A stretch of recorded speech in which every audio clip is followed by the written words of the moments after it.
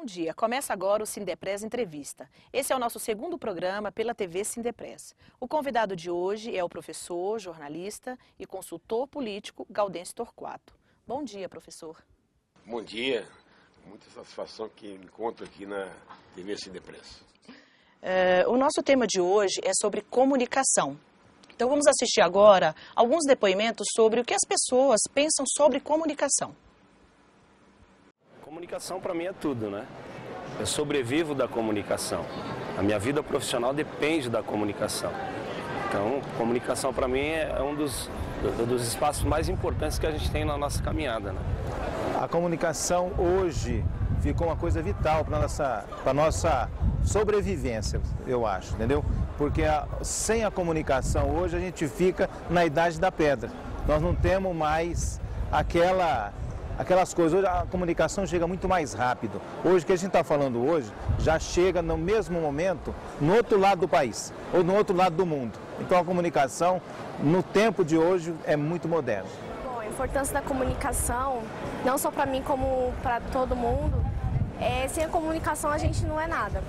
Com a comunicação, a gente conhece outras pessoas, a gente vai para outros lugares, a gente pode trabalhar. Comunicação é tudo, hoje em dia, tanto na internet como no celular, é tudo. Eu acho importante a comunicação porque é um jeito que você está conversando com as pessoas sem você estar perto delas, né? Eu me comunico pelo Facebook, WhatsApp, ligação, mensagem. Para mim, a importância da comunicação hoje é através de tanta comunicação pela internet que a gente tem, que nem, por exemplo, muito tempo atrás a gente não tinha nada de comunicação. Agora hoje, com a nossa tecnologia de celulares, computador, tablet, a gente consegue descobrir tudo apesar de um clique, né? Se a gente dá um clique, a gente descobre tudo que a gente precisa. A gente pesquisa sobre a antiguidade, sobre museus, sobre praticamente tudo que a gente pesquisa na internet, a gente consegue achar. Antigamente, para você conseguir uma coisa, você tinha que ir até o local. Agora, você colocando na internet, você consegue achar o endereço, consegue achar praticamente tudo.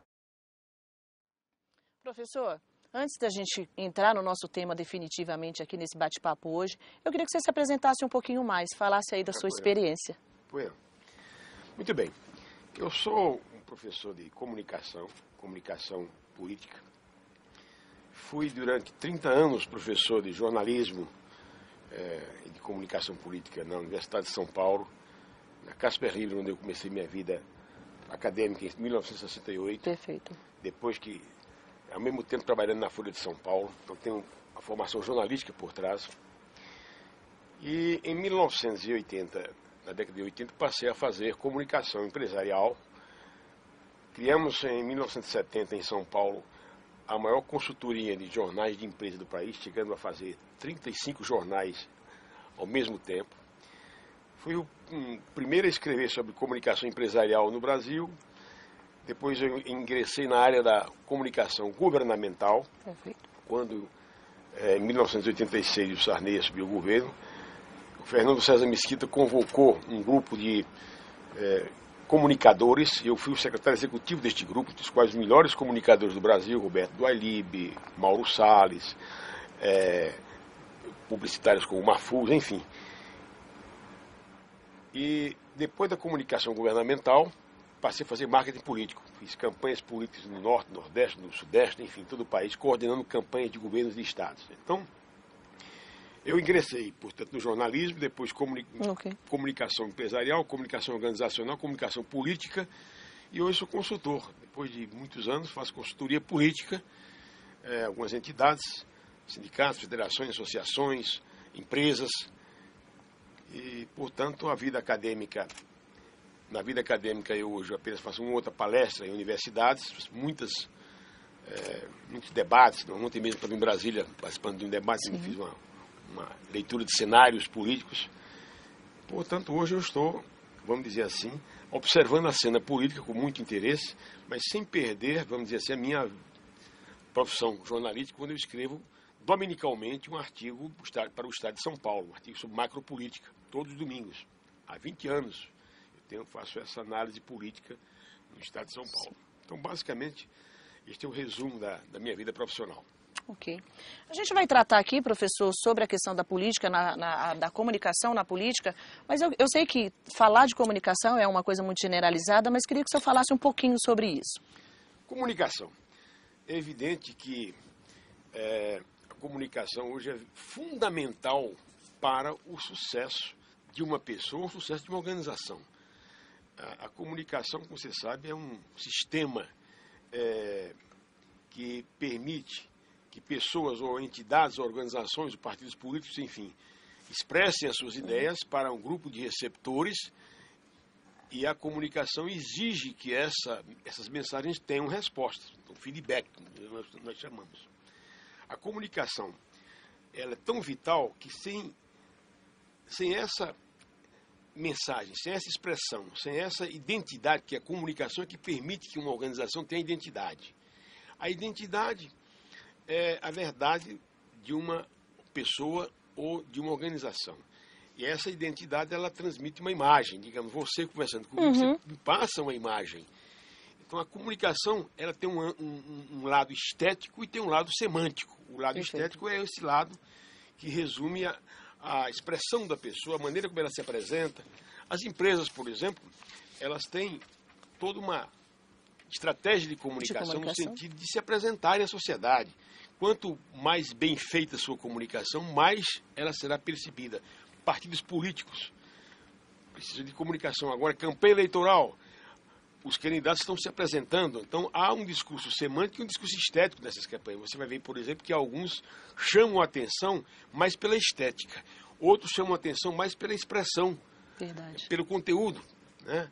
Então, a comunicação realmente é que permite que os organismos vivos, né, possam sobreviver, porque sem comunicação a pessoa, evidentemente, não tem nenhuma condição de sobreviver na sociedade.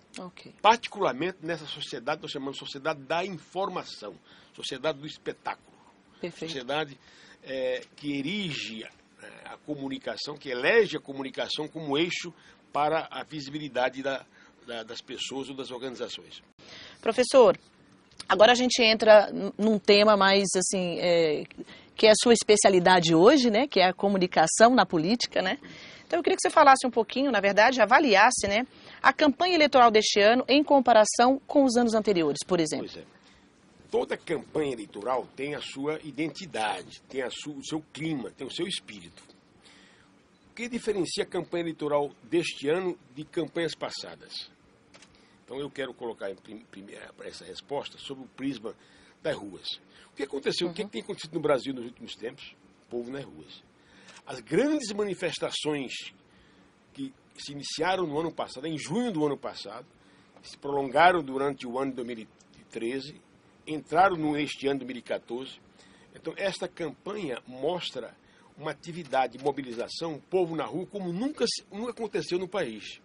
A não ser durante a morte do Tancredo Neves, que foi a multidão esteve na rua. Que presenciamos. Muito bem, de lá para cá, nós não vimos o povo muito afastado da política. E, de repente, o povo aflui às ruas, corre às ruas. Portanto, a campanha deste ano é uma campanha em que os candidatos precisam encontrar o povo onde o povo está. Como o artista diz, vai ao encontro do povo onde o povo está. Então, diferentemente de outros anos, essa campanha não é só televisão, não é só rádio, não é só mídia eletrônica. Entendi. Essa campanha exige que os candidatos se comuniquem com o povo. Os candidatos devem ir ao encontro da massa, diferentemente de outros anos. De outros anos, né? Professor, quais são os potenciais dos principais candidatos à presidência da República? E quais os principais pontos a serem superados por cada um esse ano? Pois é. Vamos lá. Nós temos 3 grandes contendores.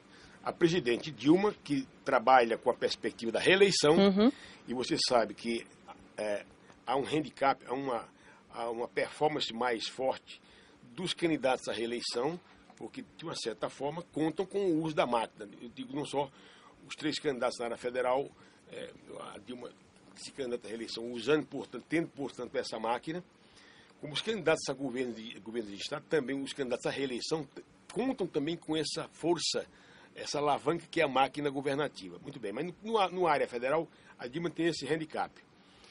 Evidentemente, trata-se de uma candidata que quer garantir a continuidade de Com um ciclo certeza. governista, que é o ciclo do PT no governo. Com certeza. A Marina Silva, que eu sempre digo, ela parece um logotipo ambulante. É negra, magra, evangélica, cabelo fazendo um coque, se veste de maneira muito tradicional, né? Com aquela voz muito aguda. Então ela chama atenção. A estética da Marina, o McLuhan, o filósofo McLuhan, em 1960, dizia, o meio é a mensagem. A Marina é o meio e ela é a própria mensagem.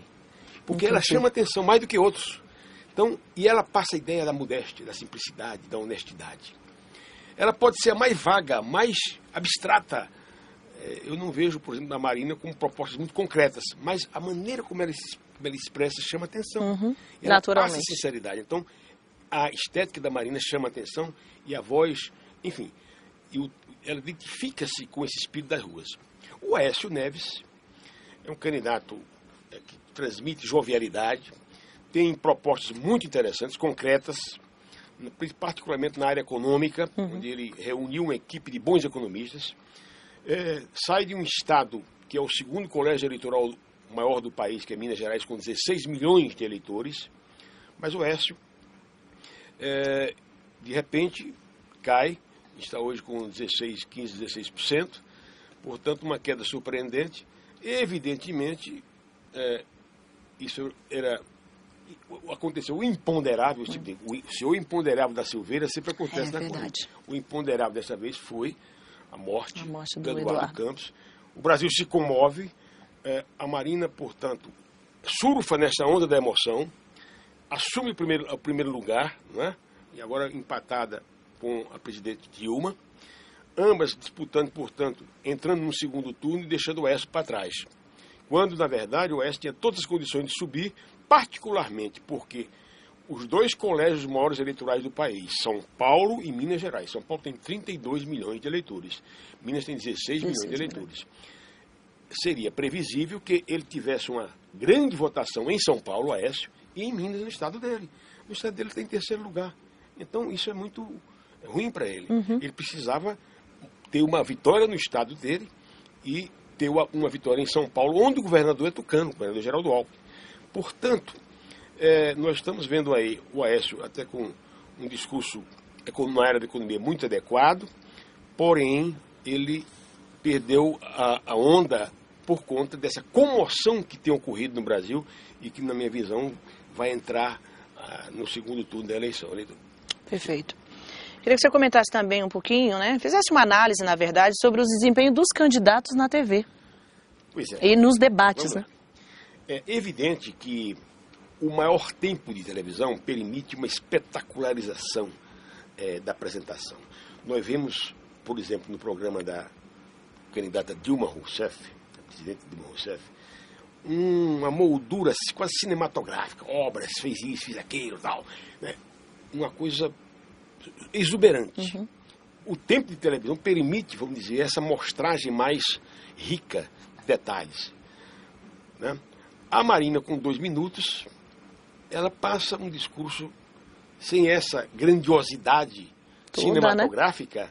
Mas ela passa um discurso muito objetivo e as pessoas preferem, às vezes, esse discurso do que essa magnificência, essa exuberância televisiva. Então, na expressão, a Marina, na minha visão, chama atenção. O Aécio, por sua vez, tem um bom tempo de televisão, mas a fala do Aécio, a maneira como ele expressa é muito rápida, muito linear e sem muita emoção. A linguagem do Aécio é uma linguagem fria. Então, eu vejo o desempenho dos candidatos, primeiro, a candidata governista querendo mostrar o que fez, o Aécio querendo dizer o que vai mudar, e a Marina trabalhando com o conceito da nova política. O Brasil quer a nova política, então ela incorporou esse discurso das ruas, daí porque, na minha visão, ela vai disputar com muita competitividade o segundo turno da eleição. Agora, é preciso considerar, mais uma vez, que a presidente Dilma arrasta os bolsões das margens sociais, por conta do que eu chamo de equação boba-coca. O que é boba-coca? que é bubacoca? Bubacoca. Bolso, barriga, coração, cabeça. Bubacoca. Bolso cheio, geladeira cheia, barriga satisfeita, coração agradecido, a cabeça acaba votando. Então, Verdade. as margens sociais que tem um Bolsa Família vão votar, vão despejar, particularmente no Nordeste, os seus votos na presidente Dilma por conta, evidentemente, dessa equação bubacoca. Então é interessante, né? Porque enquanto a Marina está querendo trabalhar nova política, a presidente Dilma está querendo agarrar as margens para tentar continuar com esta equação bubacoca. Então as duas vão para o segundo turno, cada uma com sua visão da realidade brasileira. Ok. Bom, encerramos o primeiro bloco, a gente agora passa para o segundo bloco do programa. Professor, a gente tem muita coisa aqui ainda para falar, vamos ver se a gente consegue aqui condicionar o tempo. Que significados e demandas a população brasileira aponta? Que significados a população brasileira aponta?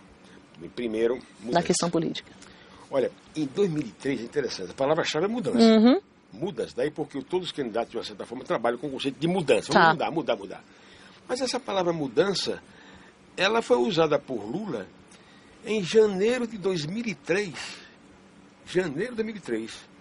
Quando o presidente Lula assumiu o governo, ele começou assim: brasileiros, mudança. Nossa. Esta, a esperança venceu mesmo, mas ele começou com mudança. Então, mudança é uma palavra que está na moda, não apenas hoje, mas estava na moda ontem e continua na moda. Porque mudar significa avançar. A sociedade está saturada da mesmice. Transformar. O sistema educacional está obsoleto. A área da saúde corroída. A segurança pública um desastre. Então, há temas fundamentais no país que não são atacados de maneira contundente. Então, as pessoas querem mudança, querem avançar. Portanto, o significado dessa eleição elege prioritariamente o conceito de mudança, renovação. Agora, mudar é difícil. Mas mudar o Brasil, eu até estou escrevendo domingo sobre isso. Sim. Mudar o Brasil, como é que você pode mudar o Brasil com uma cultura política arraigada na árvore dos ismos? Que árvore é essa? Patrimonialismo, que é a mistura, que é a apropriação da res pública, da coisa pública pelo negócio privado, patrimonialismo. Esse tronco da árvore do patrimonialismo gerou fisiologismo, mandonismo, grupismo, filhotismo, nepotismo, todos esses ismos que a família do ismo são frutos do patrimonialismo. Agora, mudar, você vai mudar da noite para o dia, não se muda uma cultura política por decreto. Não é, vamos mudar, não se muda, muda isso com o tempo. Então, todos querem mudar, mas vai ser muito difícil. A Marina, por exemplo, diz que quer governar com os melhores. Espera aí, os 513 parlamentares, deputados eleitos, representam o povo brasileiro. Aí você pergunta, mas e as bancadas do baixo clero, chamada baixo clero, que estão lá, que não são os melhores? Ora, mas também eles representam o povo, foram eleitos. É preciso considerar que essas bancadas do baixo clero também representam o povo brasileiro. A cara do Brasil é uma cara esburacada. Então, não se pode governar apenas com os melhores, você tem que governar com a realidade. Entendeu? Então, os senadores, os senadores representam os estados, os deputados representam o povo brasileiro. Precisa governar com todos. Mudar, aceitar, escolher só os melhores partidos. Mas espera aí, nós temos uma pletora de 33 partidos políticos. Como é que uma pessoa vai governar com 3 ali, 2 ali, 1 ali, e deixando o resto de lado? Não vai aprovar projeto na Câmara nem no Senado. Isso a gente já sabe, né? Então, é difícil. É preciso ir devagarinho. É preciso avançar. Como? Aí vem a pergunta. Como? A reforma política, que é a mãe das reformas. A partir daí você pode pensar em mudar.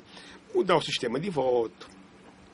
Mudar, vamos dizer assim, a área da coligação, por exemplo, coligação proporcional. O que é isso? A coligação proporcional, você de um partido se coliga com outro e os votos vão eleger os representantes desses 2 partidos. Ora, tem um candidato que puxa mais, tem 1 milhão de votos, e outro que teve 250 votos. O candidato que tem 1 milhão puxa esse candidato que tem 200 votos. Que tem 200 votos. Ou seja, você vota num, acaba elegendo o outro. Não é possível ter mais isso. Senador suplente. Para que a figura de senador suplente? Né? É difícil trabalhar com um conceito em que um cara que não teve um voto vai ser senador. E assim por diante, nós temos muitos desvios, muitos erros, muitas distorções que precisam ser corrigidas. Tá. Professor, aproveitando aí a resposta dessa pergunta, esses dois candidatos que vão para o segundo turno, né, que aparentemente, né, parece ser a Dilma e a Marina, Sim. Tem capacidade de fazer a reforma política no Brasil? Acredito que a Marina terá menos facilidade, ela vai ter muita dificuldade. Se ela for governar com o compromisso que está expressando, na minha visão, vamos ter uma crise política. É o contrário. Não se governa apenas com melhores ou com um ou outro assim, não. É preciso considerar a realidade brasileira. No caso da Dilma, a gente já conhece que ela tem mais a habilidade, a articulação, até porque o Lula é o mentor da Dilma, eles têm possibilidade de fazer uma articulação, uma integração maior com as bancadas. Então, no caso da Marina, é mais difícil. Perfeito. Professor, a gente vai continuar com o nosso bate-papo aqui ainda, mas gostaria que o senhor falasse desse novo trabalho. Conta um pouquinho para a gente como é que foi produzir esse material. Eu trabalho com o marco político, como eu disse você, desde 1986. Fiz um primeiro livrinho em 86, Marketing Político Governamental. E de lá para cá, eu fiz mais uns 8 ou 9 livros, produzi mais uns 8 ou 9 livros, sobre comunicação e marketing político. E este aqui é um livro em que eu resgato os conceitos fundamentais. Sim. E combato os vícios ou os erros, as distorções do velho marketing. Praticado pelos... E apresento aqui qual o rumo a ser tomado pelo novo marco político do país, com algumas diretrizes. Perfeito. Então é um livro, vamos dizer assim, para assessores, candidatos, estudantes, profissionais da comunicação, do marketing, da propaganda, enfim. E ele reúne, portanto, tudo o que eu imaginei em torno de campanhas eleitorais, marketing dos governantes, marketing de campanhas, gestão de crises, uma análise, vamos dizer, renovada, com uma perspectiva de futuro. De futuro, né? A gente encontra esse livro em todas as livrarias aqui de São Paulo? Todas as livrarias, sem dúvida. Foi bem lançado, Editora Sumos. Editora Sumos. Editora Sumos. Maravilha. Portanto... Vamos lá, professor. O que o governante encontrará em 2015? Que Brasil nós teremos? Olha, seja qual for o governante, nós vamos ter uma avalanche de problemas. Na área da economia, juros altos. Na área da inflação crescendo. Déficit fiscal aumentando. Problemas na área trabalhista. Temos um conjunto de problemas na área trabalhista, porque nós sabemos que hoje essa área está muito engessada. Problemas na área política. Então, seja qual for o eleito ou a eleita, de 2015 será o ano do tsunami. Então é preciso que a gente olhe o futuro e comece a preservar, né? Comece a pensar em como o país vai sair da enrascada. Porque todos os problemas, por exemplo, represamento do preço da gasolina. Isso vai acontecer depois das eleições. Aumento de preço. Na área de alimentos. Então, há hoje uma tentativa de segurar preço em todas as áreas. Depois das eleições, é o estouro da boiada. Meu Deus. Então, energia? Vai ser energia, por exemplo, também. O déficit das concessionárias. Na verdade, a gente já tem, né? De forma que nós vamos ter muitas surpresas ruins, negativas. Mas, evidentemente, o Brasil tem um potencial de riquezas que, bem usadas, evidentemente, poderiam ajudar a superar estes impasses. Então, o cenário realmente é negativo, né? Para 2015 era um ano muito difícil. Professor, quais são as reformas fundamentais para o Brasil? Primeiro, a reforma política, como eu já coloquei. Segundo, reforma previdenciária. O déficit da Previdência hoje ultrapassa 60 bilhões de reais. Reforma trabalhista. Reforma tributária fiscal. Não é possível que nós tenhamos hoje um bolo tão mal dividido. A União tendo hoje quase mais de 60% das receitas e deixando aos estados 20 e poucos por cento e os municípios até em torno de 18, 16 a 18%. É possível. É preciso que nós façamos essas reformas fundamentais e na área educacional também. Então, com essas reformas, esse pacote de reformas, é evidente que o Brasil poderia navegar de maneira mais tranquila, porque a borrasca poderá a qualquer momento assolar o nosso território. Ok, professor. Bom, encerramos agora o segundo bloco do nosso programa, a gente passa agora para a terceira parte. Vamos continuar aqui, professor, com o nosso bate-papo, né? Eu falei que o assunto é extenso, né? Tem muitas dúvidas, muitas perguntas aqui. Uma curiosidade, o marketing político mudou e como nos últimos anos? Vamos lá. Olha, o que é que o marketing político era e o que é que deve ser hoje? Deve ser. O marketing político, ele sempre trabalhou com a perspectiva da autoglorificação. Os candidatos vão para a televisão, se apresentando como deuses, como olimpianos, nós somos os melhores, eu tenho as melhores propostas, eu tenho isso, faço aquilo, tal. Então, o marketing político sempre foi uma atividade de autoglorificação, de elogio dos candidatos. Muito bem. E também usou por muito tempo o que eu chamo de firulação, de invenção. Maquetes espetaculares, trem-balas correndo de cima para outras, coisas. E o eleitor passou a perceber que aquilo não era verdade. O trem-bala não aconteceu, o fura-fila não aconteceu, prometido por uns não aconteceu. Essas coisas espetaculosas foram sendo investigadas. O eleitor colocou uma lupa em cima de tudo isso, marketing, passou a ver, não quero mais ser enganado.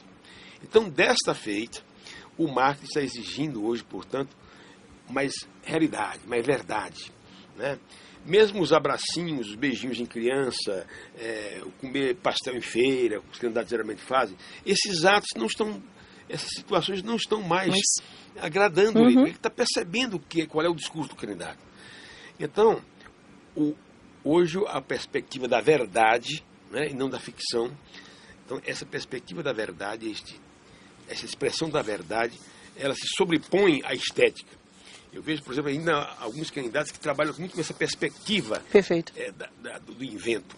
Então, nós vamos buscar hoje, estamos vendo que a semântica, o programa de governo está sendo examinado pelo candidato, pelo eleitor, um eleitor muito mais atento do que era antigamente.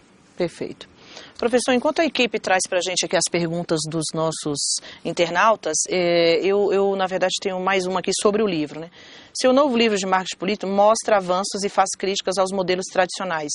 O senhor pode explicar um pouco isso? É exatamente o que eu estou querendo dizer. O livro mostra que o candidato não é sabonete.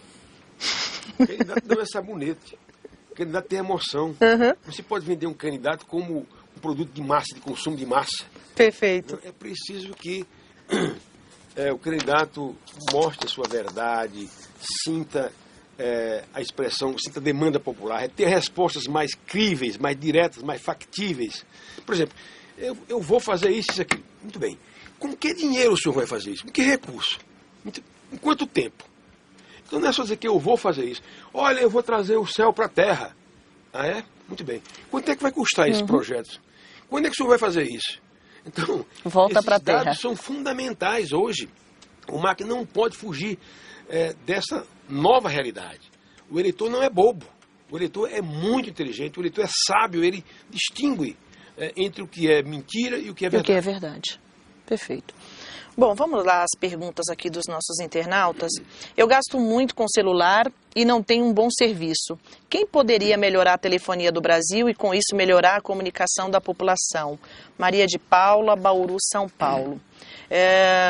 Temos aqui também, professor, toda campanha começa de forma tranquila, mas depois vai para baixaria. Político acha que só com baixaria se ganha uma eleição? Eduardo Pereira Brota, São Paulo. Eduardo, Maria de Paula, um abraço aí para vocês. Muito bem. Primeiro, telecomunicações, a política de telecomunicações. O Brasil avançou muito nessa área, mas é preciso que os governos, né, evidentemente, permitam o acesso mais tranquilo, mais rápido e mais cômodo, né, aos processos tecnológicos avançados. Então é preciso que essa banda larga ela se amplie por todo o país, é preciso que os internautas tenham mais facilidades, que os consumidores tenham mais tranquilidade no uso dos seus celulares. Por exemplo, eu estou observando aqui em São Paulo, por exemplo, uma queda imensa na área desses serviços. Verdade. Outros celulares, verdade, eles se apagam. Não funcionam. Não funcionam. Então há uma deterioração, quase uma corrosão desses serviços. É preciso realmente que uma política de alta prioridade. Eu acho que essa política não foi apresentada ainda até agora, na área de telecomunicações. Nenhum candidato. Nenhum candidato. Não vi até agora ninguém falando. Verdade. Eu acho que a pergunta é muito oportuna, é preciso realmente bater nessa tecla. Em segundo lugar, sobre o Eduardo Pereira, a baixaria. É isso mesmo. Quando a campanha esquenta, a baixaria aumenta. Como nós estamos vendo agora. É um tiroteio recíproco, as balas saindo de um lado para o outro, e é um processo de anulação, um atacando o outro. Realmente o eleitor não gosta disso. Esses ataques recíprocos mostram desespero, né? A campanha política deve ser feita com base na racionalidade, na proposta, na comparação de uma coisa e outra. Por exemplo, nos Estados Unidos você tem dois partidos, o Partido Democrata e o Republicano. Como é que é a campanha lá? O Partido Democrata diz, a nossa proposta para dar saúde é essa. O Republicano diz, a nossa proposta para dar saúde é essa. O eleitor verifica as duas propostas dos partidos e elege um partido. Aqui é uma troca de baixaria. Eu fiz.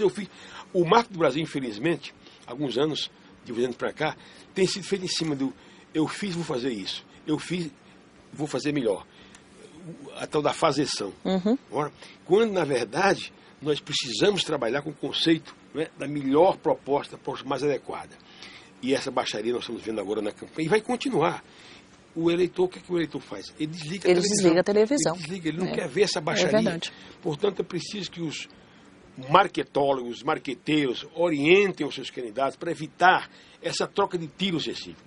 Essa desconstrução, ela é uma coisa pérfida, desconstruir, esculhambar, né, usar uma adjetivação pesada contra um ou contra outro. Isso não ajuda a civilidade, não ajuda o processo de cognição do eleitor. Isso realmente confunde, não é? E o eleitor acaba rejeitando a todos. Não gosta de baixaria, realmente não gosta de baixaria. E desestimula também o eleitor brasileiro, né, professor, a pesquisar sobre mais os candidatos, sobre suas propostas. Porque o eleitor brasileiro, ele está sendo mais racional. Eu vejo no Brasil, cada vez mais, o voto saindo do coração para subir a cabeça. Isso é muito bom. Nós estamos vendo o voto subindo, às vezes mais devagar, né, mas está subindo. Então nós temos um eleitor mais racional, mais crítico, mais exigente, mais participativo. Isso significa cidadania. Então, nós temos um eleitor mais cidadão, um eleitor mais consciente, um eleitor mais exigente. E acredito que esse processo vai continuar, porque com a inserção educacional mais ampla, com mais educação, evidentemente nós vamos ter aí uma pressão da base. Aliás, é interessante isso, viu? O que nós estamos vendo no Brasil hoje é a multiplicação de novos polos de poder. Antigamente era só o poder central, presidência da República, judiciário, parlamento. Hoje nós estamos vendo associações, federações, sindicatos. Comunidade. A comunidade se organizando, pressionando o poder político. Isso é muito bom, né? Então é um poder que eu chamo de um poder centrípeto, de lá para cá, pressionando o poder centrífugo central. Então a sociedade está participativa, está pressionando, né? E vai empurrando os poderes centrais. Isso significa democracia participativa. O Brasil começa a vivenciar, né, uma época, abriu um ciclo da democracia participativa. Então, é um indício muito interessante sobre os horizontes da nossa política. Maravilha. A democracia no Brasil tem um histórico de muitos anos. O que leva o Brasil a ter pouco tempo de períodos democráticos? Tereza Andrade, São Paulo. Como ficou a imagem do Brasil Como ficou a imagem do Brasil depois da Copa? Paulo de Menezes, Rio de Janeiro. São assuntos bem... Primeiro, realmente a democracia no Brasil, ela vive altos e baixos, não é? Nós temos uma ciclotimia, né? Altos e baixos. Períodos ditatoriais, né? Na época do Getúlio, por exemplo, depois o Brasil se para a democratização em 45, né? 46, com a Constituição de 46, depois voltamos aí à ditadura de 64, né? Abre-se novamente a partir da redemocratização em 85, 45 com Tancredo, enfim. Então, significa, evidentemente, uma democracia em processo de consolidação. Nós somos um país com um sistema democrático muito incipiente, muito novo em relação às democracias mais consolidadas, as democracias mais europeias. Antigas, tem, evidentemente, uma bagagem centenária bem mais ampla do que a do Brasil. Então, significa que nós estamos consolidando o nosso processo democrático. Em relação à segunda pergunta... Perdão, professor, eu passei aqui. Ela falava da Copa, né? Como ficou a imagem do Brasil depois da Copa? Olha... Que foi o grande tema... Na verdade, o Brasil preparou bem a Copa. Não teve um bom desempenho, péssimo. Sim. Houve uma reversão de expectativa. Reversão de expectativa na área da performance da nossa seleção. Perfeito. Mas do ponto de vista de preparo, eu acho que o Brasil até surpreendeu. Com essas 12 arenas muito bem construídas, muito bem bonitas, exuberantes. Até acho que algumas vão se tornar elefantes brancos, mas muito bonitas. Eu acho que o preparo brasileiro para a Copa correspondeu às expectativas. O Brasil correspondeu bem, mas do ponto de vista da performance esportiva, um desastre. É verdade, né? Bom, professor, a gente está chegando aqui ao final de mais um programa. Gostaria que o senhor fizesse suas últimas considerações. Olha, primeiro eu quero me congratular com os nossos ouvintes, os nossos internautas, pela paciência, com que estão nos ouvindo. Segundo, eu quero me congratular com o Sindepress, que está avançando, vamos dizer, na sua estratégia de comunicação, abrindo democraticamente o seu espaço para discutir Brasil. Este é um papel fundamental das entidades, dos sindicatos. Realmente permitir, propiciar um debate sobre o Brasil. A cidadania começa assim. Evidentemente, o corpo de associados, ou a sociedade em geral, eles se beneficiam com essa estrutura na medida em que nós temos aí uma comunicação mais democrática, mais aberta, mais massiva. Então, as minhas congratulações ao sindicato e a vocês que fazem o programa. Tá ótimo, então. Eu quero agradecer a presença do professor. Muito obrigada, professor, por estar aqui com a gente hoje, contribuir bastante aqui nesse debate. Quero agradecer a todos que nos assistiram e até o próximo programa.